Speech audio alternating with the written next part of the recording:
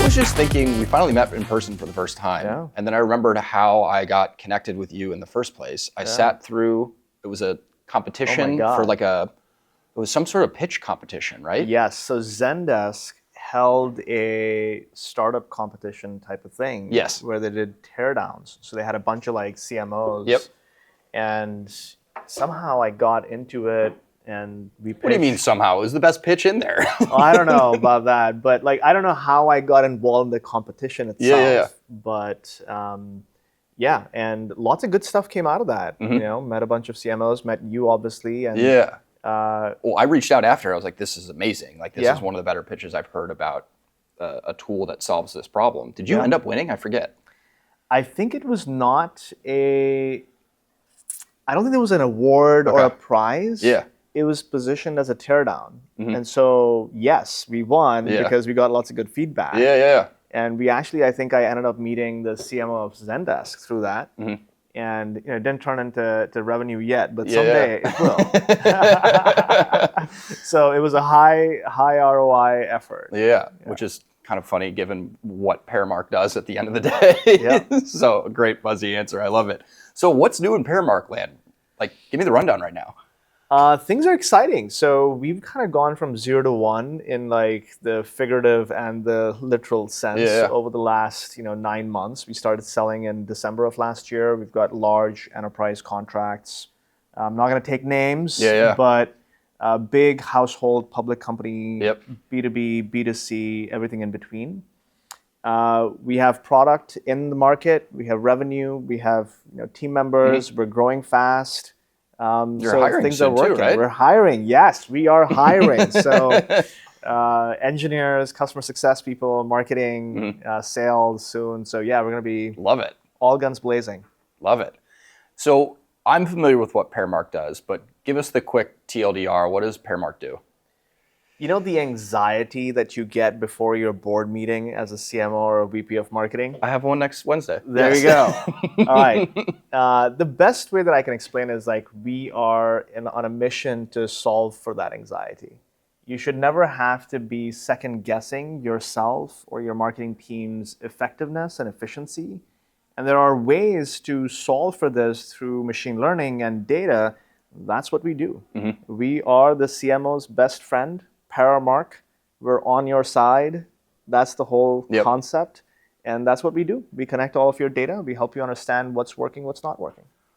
How recently did you start weaving in the anxiety hook? Because that landed immediately with me. It's actually been there since the beginning. I didn't talk much about it. But when we were starting the company, that is the pain that we saw CMOs talk about all the time. It's like, hey, we know our stuff. We have good, anecdotal evidence. We have good numbers, but still there's something lacking. There's a inner voice of like, oh, maybe I don't have it all sorted. And that shows up. And we've heard this throughout this event as well, right? Like people are not 100% sure about the numbers that they're putting up. And I don't think there's any reason for that. I think you can have a calm conversation about where your numbers are and where they will be in the next 3 months. And you have to be willing to find out if you're messing up. I would have used a different phrase for that. Brendan Hufford used that same phrase a lot. So we're going to actually have a counter of how many times he used that exact phrase, since we'll have to make sure the video's not marked for kids on YouTube after that one. That's right. Yeah. But if you have an adult conversation about hey, this is the reality of our business, then you don't have to have that anxiety. And what ends up happening is everyone's putting on a little bit of a performance at those board meetings. And so how do you achieve the best of both worlds? Like tell a good narrative, but at the same time, be realistic about what your baseline is and where you're going to be in the next 3 or 6 or 12 months. So for some of the customers that you have right now and some of the pilots that you have, what types of proof points are you using to say, hey, Paramark is delivering on the promise that we sold you on? Yeah, we are early in our journey, right? So we haven't even gone through one annual renewal cycle yet. So 9 months of selling. Exactly. And so for us, it's literally every week, every month, we are in there with our customers. So right now, a lot of the proof point is in the work itself, right? We're not sort of necessarily going out and doing testimonials and case studies. But when we do, we know where we need to go. What's a marketing video without a pitch? Yeah. Exactly. So right now it's a lot of just like, hey, showing you under the hood how our product works, how our data works, and complete transparency of we didn't make up these numbers. This is the math that led us to the recommendations that we're giving you. And the best part about this is one of the features or capabilities of our platform is experimentation. So when we make a recommendation to a customer, or we say that, hey, based on our analytics, it looks like Meta could be great for you, we can prove that through an experiment that we run on your behalf. And so we're doing a controlled test. It's undeniable at that point for anybody to say, does Meta work or not work for you? Now rinse and repeat that across every single channel, every single hypothesis, every single open question. The proof is right there. And what are some of the questions that the marketing leaders that you're working with right now are trying to answer? I think then there are maybe 3 buckets of questions. The first one is just like, hey, how much is marketing contributing to whatever the metric might be, right? If it's a B2B SaaS, it's pipeline. If it's a consumer company, it's more about signups or activated signups, whatever you might have. So it's just like understanding, we think it's somewhere here, but like, what is the actual number? And that's a very sort of easy, clear, slam dunk thing that we can do for you. The second is a little bit more nuanced, which is, okay, now I have 10 different channels across everything from LinkedIn, Meta, Google, to things like CTV and YouTube and Instagram. And I'm starting to do out of home, and I'm doing a lot of PR, and I'm doing a lot of events. How do I best optimize that mix? Do I double down on X, Y, or Z? And what is that cost profile going to be? And what ends up happening in these businesses is each team is doing their own math around these. Right? Because there's a perception that you can't have one dashboard to rule them all. Well, I'm here to bust that myth. It is possible to look at them across. And so that's the second question. The third question is, and this is sort of, I think, the biggest question is, where is the next level of growth going to come from? And for that, you have to look ahead. And that means you understand the past, you understand how much marketing is doing, you understand sort of each channel level, but then now you're getting into forecasting and saying, if I spend an additional X dollars, this is the incremental pipeline from this channel that I can generate. And so that's the last question. That's it. You got those 3, that's your board deck. Every quarter. Which I have to work on tonight on the flight back to Chicago. So for that third question, you've sat in the seat before. Like, you've had to answer that third question before you started Paramark. So how did you think about answering that third question? My answers are so bad, right? After that makes me feel a little bit better. You're super sharp. My answers were bad because of the following reason. They were not based in some reality. They were based in, and I'm talking about, when I was a VP of marketing for the last several years, it was all based on, okay, I have a list of experiments that we're going to run. But the way that we thought about our success rate was completely messed up. So, fun fact, if you go and talk to Microsoft and Airbnb and Booking.com, all of these amazing brands that have lots of volume and they do lots of experimentation, and you ask them, how often are your experiments successful? It's less than 20%. So let that sink in, right? 1 in 5 that is crazy. Are going to succeed. 4 in 5 are going to fail. There's nothing inherently different about those experiments and marketing experiments. So your success rate is basically less than 20%. I would argue marketing experiments are even harder. Like, these are product experiments. These are like conversion rate optimization experiments. So if your success rate is like 10 or 20%, and you go in with a hypothesis that says, okay, I've got 10 experiments, only 1 or 2 of those are going to succeed. I didn't have that benchmark in my head. And so I think you have to, and as a marketer, to have a budget that allows you to do more experimentation than that is also unheard of. So there was no expectation setting of, oh, I have a $10 million budget, I'm actually going to set aside $2 million of that just for experimentation.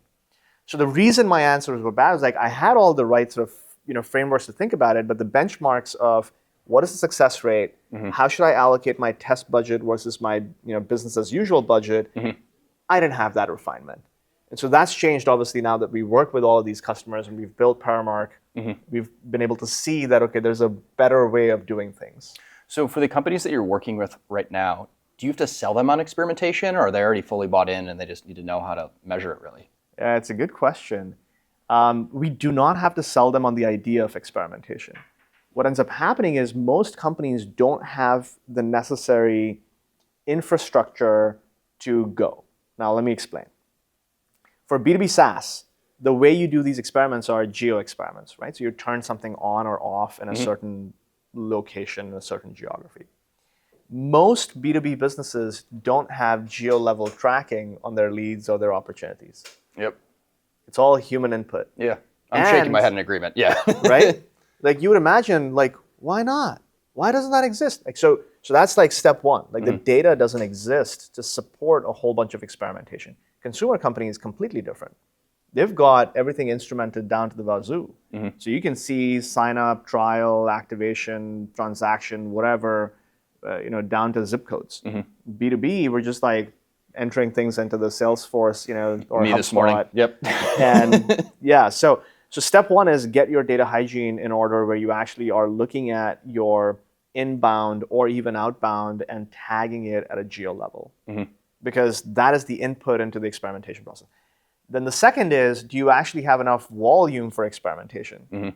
So if you're doing 10 leads a month, you're not going to get much out of experimentation. Nope. That doesn't make any sense. You're talking about hundreds of leads a month, you're getting to a territory where it starts to make sense. And so that's the second question of like, you might be sold on experimentation, but you don't have the volume for it. You have to take bigger bets. So in that case, you have to say that, hey, generally we spend $50K a month. We're going to try something crazy. We're going to try some like total outsider stuff. That's a better way to experiment, like big, bold bets. The last piece is then the discipline to stick with experimentation. The hardest part. The hardest part. Now, what does that mean? I launched something on Meta, okay?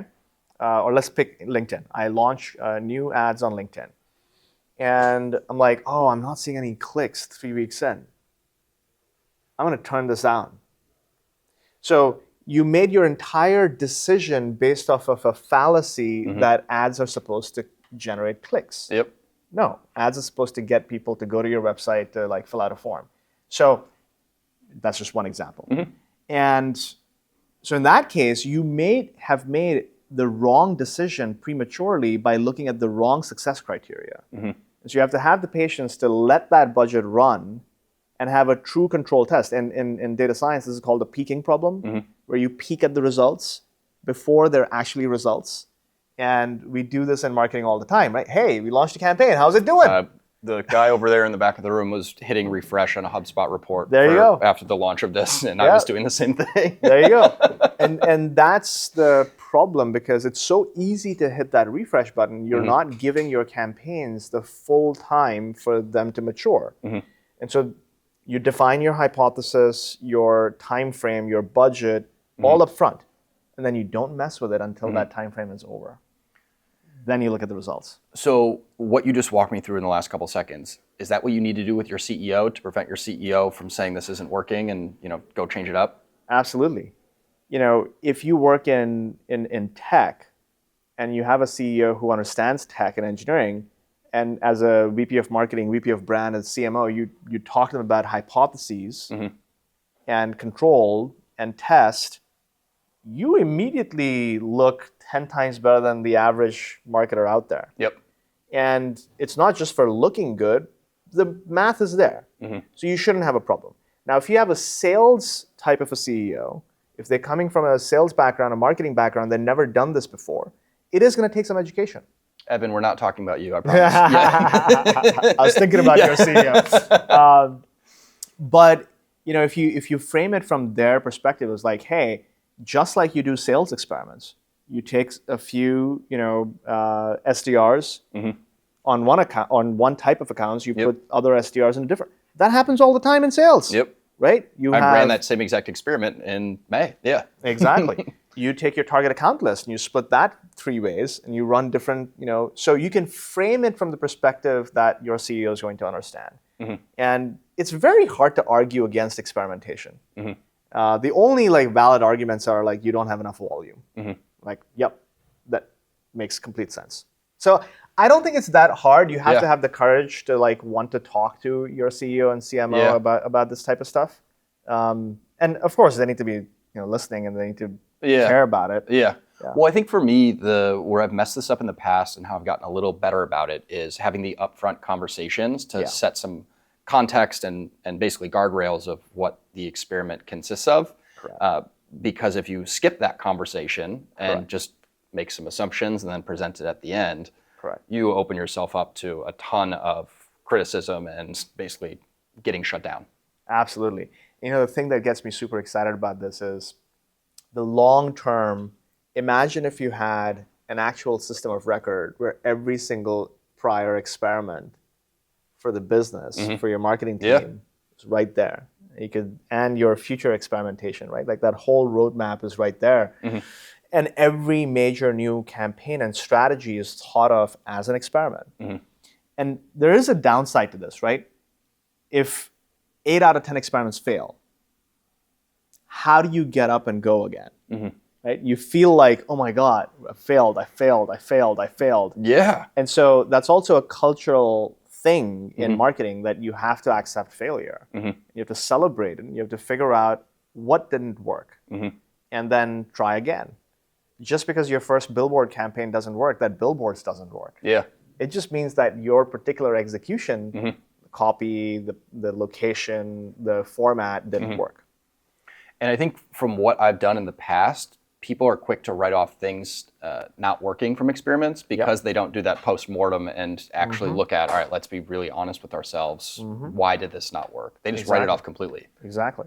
Yep. Speaking of experiments, this was a big experiment that we launched earlier this week. We're excited about it. So this is great. I like it. Surveyed 619 B2B buyers, sellers, and marketers. We asked them very similar questions, sometimes the same exact questions, to see if they were on the same page or not.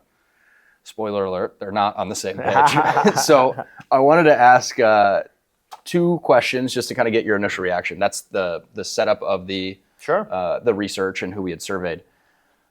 9 out of 10 sellers wish they had better customer evidence. Why do you think they say that? I mean, I believe it. I want better customer evidence. I think the time to value for enterprise SaaS is long, and if it's going to take you to get if your champion is a C-level executive, and it takes you 6 months, get them onboarded, get them implemented, get the initial sort of value delivered, work out the kinks of like the internal dynamics. If it takes you 3 or 6 months, that's a long time. And so it'd be much nicer if you had that customer evidence before that sales process, that you're not trying to convince them during the onboarding that, hey, this is going to work, right? You've done that initial sort of vetting and they know that it's going to work. And it's more about going on that journey of execution. And so it's a very subtle but powerful reframing of the psychology. And it might look like a sales exercise, but it's also actually a customer success exercise. You're starting that like right up front, that this is what the future looks like. How fast can we move to that future? Because there's also this danger of like you get into it and then it's like it's complicated, right? We all think software is like super easy. It's not. Wait, who thinks that? Right? There's a lot of like human change management that happens. And I think getting that customer evidence early helps you accelerate that change management. And that is ultimately what you want, right? You're not constantly selling and reselling during the implementation and the onboarding and the renewal. Like you've already done that selling with the evidence that you've shared up front. And that's one part of it. There can be other things that you do to establish that sale. Last question for you, totally unrelated to this. It was something that you and I were talking about yesterday. So we share a similar vision for short form content and the future of where it's headed. So why are you bullish on that? And what are you excited about? I mean, this is the vanilla answer, right? Like I feel like that's what people are doing. So I don't know that I have a real sort of insight there other than, we're already late to the game. I think it's early. I don't think you're late to the game. Maybe. What I mean by that is, part of marketing's job is to stay ahead of the curve. And when I say late to the game is if you've not already been playing around with short form video for the last 2 years, you're behind. Yeah. Like you are behind the top 1% of B2B creators who are experimenting with it and have perfected it, right? Tim Davidson with his fruit chopping, genius.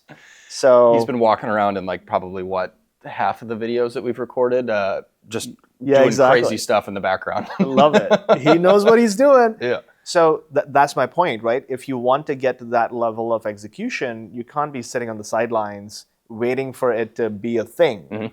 You have to experiment. Yep. So why does it work? Because every person that I know, whether they will admit it or not, is on TikTok, on YouTube Shorts, on LinkedIn video, Instagram Reels, like everything. They will not say it, right? People are like, oh, no, I don't use TikTok. The average age of a TikTok user is 35. Is it really? That is amazing. Bonkers, huh? Yes. Yeah, it's actually higher than what people think. Yeah. And people don't admit it because it's perceived as like, oh, I don't hang out on TikTok. Yeah. You do. Yeah. Well, I don't use TikTok, but I'm looking at Instagram all the time, and I just get all the recycled TikToks that make their way over to Instagram. So I know that I'm watching TikToks at the end of the day. Exactly. Same thing for YouTube Shorts, right? YouTube Shorts has grown like bonkers. Yep. Same exact thing. There's a lot of like recycled content, and now people are starting to like create sort of raw content for YouTube as well. Yeah. Love it. Well, this was fun. Thank you for making time for us. I appreciate it. Absolutely. Yeah, thanks for having me.